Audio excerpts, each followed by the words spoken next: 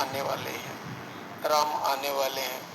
तो सबने कहा ये पागल है, इतने वर्षों से फूल बिछा रही है और राम आने वाले अभी तक तो नहीं आए, और फिर बूढ़ी हो गई तो भी कह रही राम आने वाले हैं।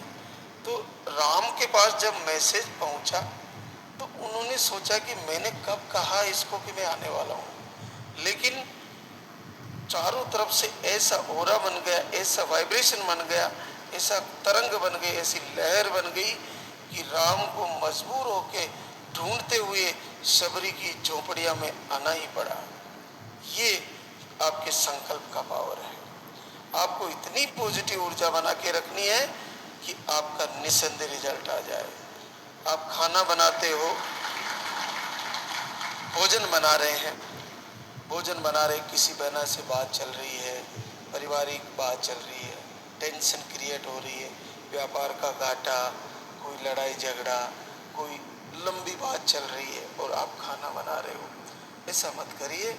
एक तो ध्यान रखिए कि हम मोबाइल में कभी कभार, सभी की आदत होती है, बात होनी है 2 मिनट की या ज़्यादा से ज़्यादा 4-5 मिनट की, उसको हम 1-1 डेढ़ घंटे तक लगातार उससे बात करते रहते हैं फ़ोन से, जबकि हमें कोई आगे बात है ही नहीं। लेकिन जैसे ही बात खत्म होने वाली है, फिर एक तरफ से दूसरा बोल जाता है, और बताओ क्या हाल चाल। फिर वो बात खत्म हुई, फिर दूसरा उधर वाला बोल जाता है, और बताओ क्या हाल चाल। अब ये बात ऐसे करते करते आपकी घंटों में चली जाती है। इससे बचें, इससे आपको निस्संदेह नुकसान है, और इसमें कोई संदेह नहीं कि आप अपना ही नुकसान कर रहे हो। आप अपनी बात करें, सीमित करें, खत्म करें।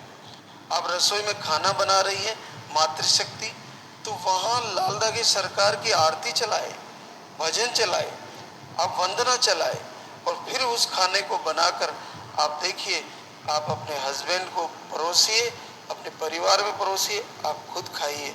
वो भोजन आपके लिए निस्संदेह वरदान हो जाएगा, वो भोजन आपके लिए।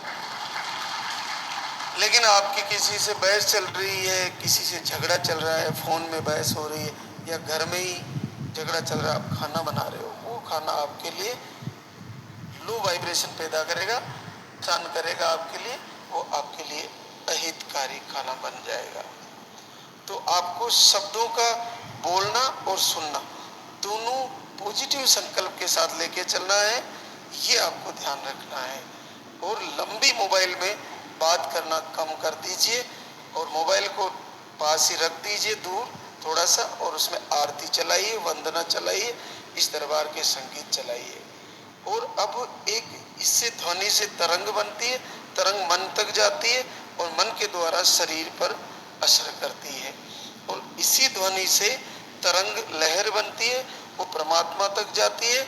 और तरंग जैसे मोबाइल की फ्रिक्वेंसी जाती है, जैसे मोबाइल में अभी डेटा इंटरनेट कैचअप कर रहा है, वैसे परमात्मा तक हमारा मैसेज जाता है, और एक अदृश्य दिव्य आशीर्वाद हमारे गर्भ तक पहुंचता है, और पॉजिटिव रिजल्ट आ जाता है। तो ये हमें समझना होगा कि हमें शब्द का पूर्ण ध्यान रखना है। इसके साथ दर्शन का भी ध्यान रखना चाहिए कि हमें क्या देखना है। हमें वीडियो दर्शन लगे सरकार दरबार के, बच्चों के दर्शन मंदिर में,